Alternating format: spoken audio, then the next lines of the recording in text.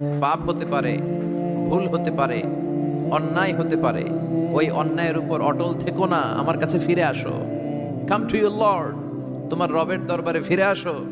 ক্ষমার মতো ক্ষমা চাও, ক্ষমার মতো ক্ষমা চাইলে আমি সব ক্ষমা করে দেব। সুবহানাল্লাহ পড়েন। রব্বুল আলামিন বলেন, ইয়া আইয়ুহাল্লাযীনা আমানু তুবু ইলাল্লাহি তাওবাতান নাসুহা। ও বিশ্বাসীরা, ভুল করেছো, অন্যায় করেছো, পাপ করেছো, জুলুম করেছো, আমার কাছে ফিরে আসো, ক্ষমা চাও। ক্ষমার মতো ক্ষমা চাইলে সব গুনাহ মাফ করে দিতে পারে কে? পাপ নাই, গুনাহ করি নাই, এরকম কেউ আছি? কথা বলেন। কত পাপ করছি কোনো হিসাব আছে? পৃথিবীর কেউ না জানলেও জানে কে? আল্লাহ ডেকে বলে, গোলাম আমি হলাম গাফিরুয যামব কাবিলুত তাওব। আমার কাজ হলো ক্ষমা করা, আমার কাজ হলো তওবা কবুল করা। শয়তানের কাজ হলো ওয়াসওয়াসা দেওয়া, আমাদেরকে ভুল পথে নিয়ে যাওয়া। আর আমাদের কাজ হলো ভুল করে ফেলা, আল্লাহর কাজ হলো ভুলগুলো মাফ করে দেয়া। আল্লাহ ডেকে বলে, গোলাম তোরা যদি ভুল না করতি, তোরা যদি পাপ না করতি, তোরা যদি অন্যায় না করতি, তোদেরকে ধ্বংস করে দিয়ে এমন একটা জাতি আমি এই দুনিয়ার বুকে তৈরি করতাম যারা সকালবেলা ভুল করে দুপুরে মাফ চাইতো, দুপুরে ভুল করে রাত্রে মাফ চাইতো, আজকে ভুল করে আগামীকাল মাফ চাইতো। আর আমি আল্লাহ গুনাহগুলো তাদের সব ক্ষমা করে দিতাম। ক্ষমা করে দিতে আল্লাহর বড্ড ভালো লাগে। বান্দা আল্লাহর কাছে বারবার চাক, চোখের পানি ছাড়ুক, এটা আল্লাহ পছন্দ করে। চোখের পানির যে কত পাওয়ার আপনি কল্পনাই করতে পারবেন না। অনুশোচনার চোখের পানি চোখ বেয়ে নাকের ডগা পেয়ে জমিনে পড়ার আগেই আল্লাহ এই বান্দারে মাফ করে দেয়।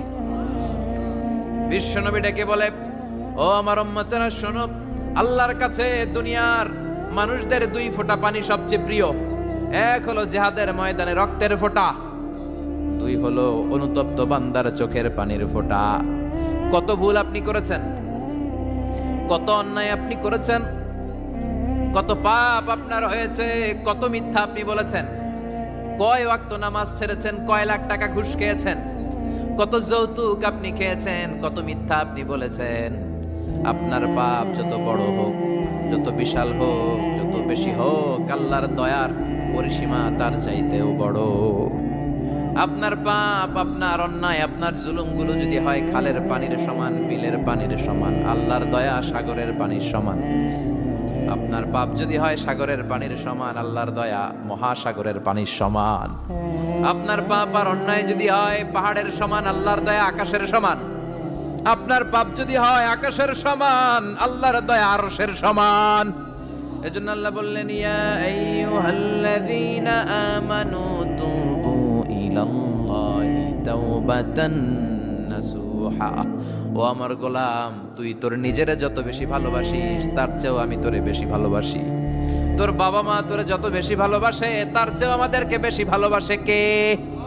আল্লাহ বললেন, ভালোবাসারে তৈরি করার পরে আমি 100 টুকরা করলাম। চিল্লায় বলেন, কয় টুকরা?